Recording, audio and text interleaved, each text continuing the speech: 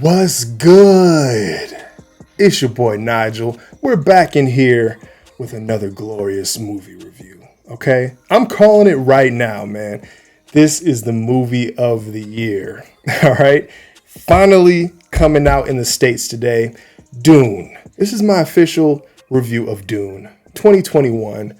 Supposed to came out, 2021, supposed to have come out last year, but we all know why that didn't happen. They pushed it back.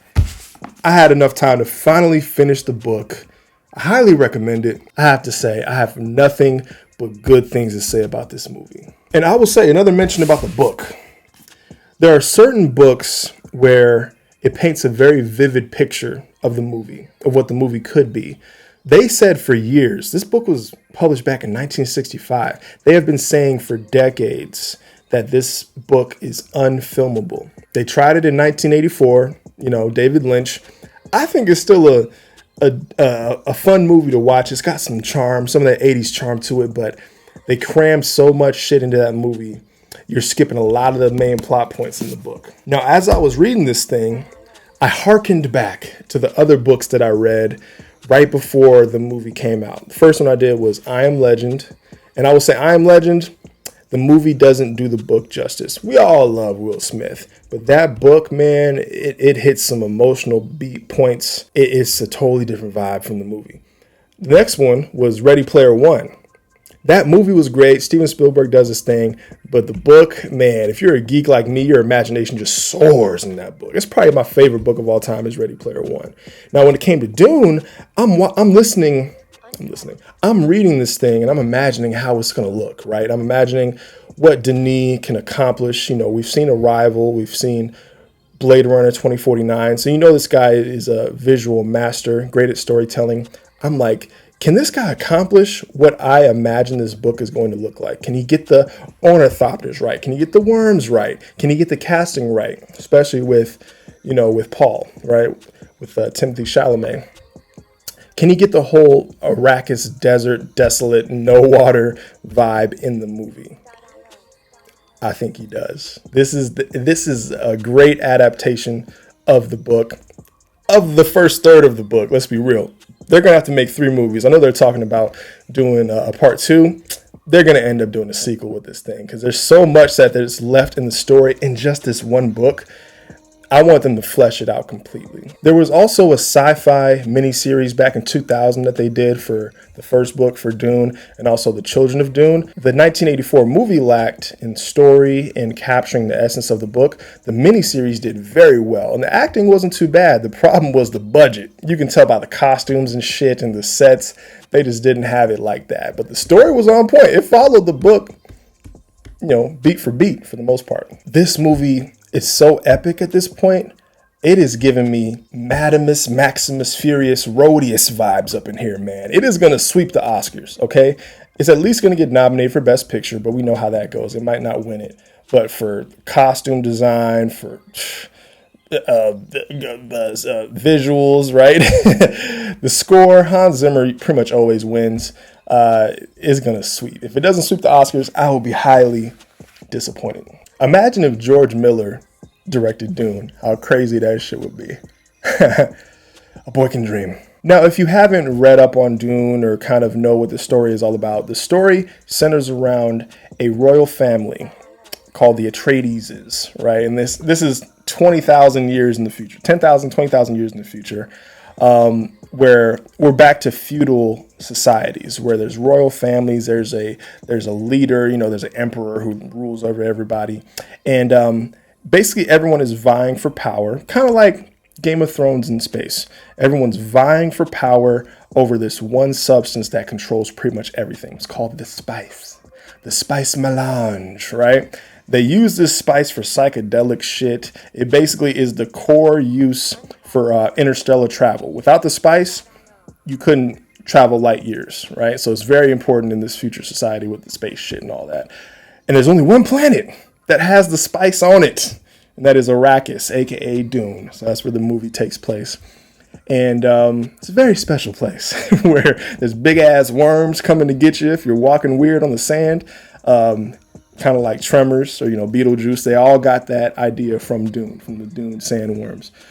This movie or the book has influenced a lot of sci-fi over the years. George Lucas, he read Dune and started coming up with ideas for Star Wars. You'll see kind of a parallel between Anakin and Paul Atreides. The Bene Gesserit in Dune are kind of like the Jedis, but they're chicks, you know what I'm saying? They got nice little tricks with their voice. They can make you do whatever the hell you want. They want you to do. And it even influenced Game of Thrones itself as well. Let's get into the directing. Denis Villeneuve is a master at this point. An auteur, if you will. This guy knows exactly what he was doing. I think he first read Dune when he was 15 years old. And this was the movie. He's like, I'm going to build up my catalog, build up my skill set. So by the time I'm able to finally get the job for directing Dune, I'm going to do it right.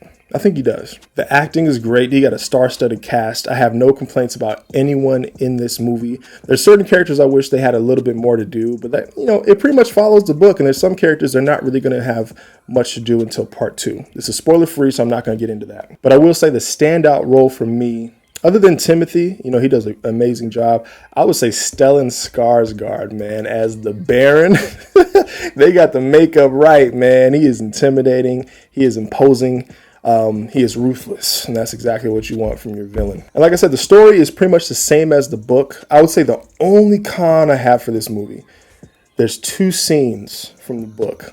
They seem basic on the surface. There's a scene that's in like this menagerie of plants within the royal house that is, it kind of sets the tone for what Arrakis is really about.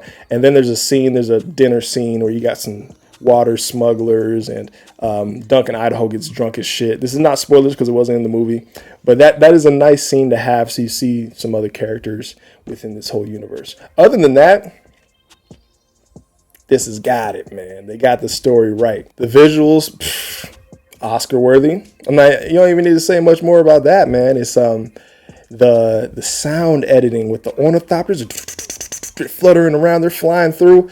So cool. I want to get rid of helicopters. We don't need those no more. Get some engineers on the job. I want some ornithopters in production ASAP. And then I got to save up. I just heard today the CEO of Warner Media has pretty much confirmed that we're going to be getting a part 2.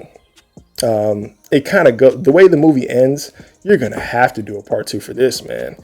I don't care if you got to go to the theater or watch it on HBO Max, watch this movie because they're going to want to see, does this have a good enough following to justify the price? I think it does. I think there's so much more that can be had. This is just the first book. They got like 8 freaking books of Dune, yo.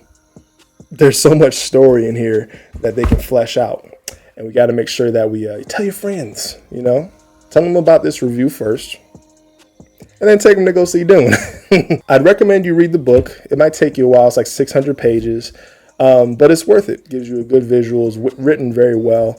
The one thing the movie doesn't have is like in the book, you get every single character's inner dialogue. So they'll be talking to somebody, but then you're also reading what they're thinking about at the same time. And the 1984 movie did this, and a lot of people don't like it. I kind of like it, you know what I'm saying? So they didn't do that in this movie, and it works very well. I don't know how it would be if they did have that inner dialogue, though. I'm very curious as to what would happen. I think it goes without saying, I am going to go ahead and rate Dune 5 Baldies out of 5. It's the first time I've done that this year. It's worth the watch. It's worth the rewatch. Oh, by the way, if you do see this in theaters, see it on the biggest screen you can with the Dolby Surround. You want to get that whole experience, okay? Let me know what you thought of this review. Let me know if you saw Dune in the comments below. I'd love to talk about it with you. Welcome to my channel. Subscribe if you haven't yet. Hit the bell icon because I will be releasing videos every single Saturday. And thank you for being here, man. Bye.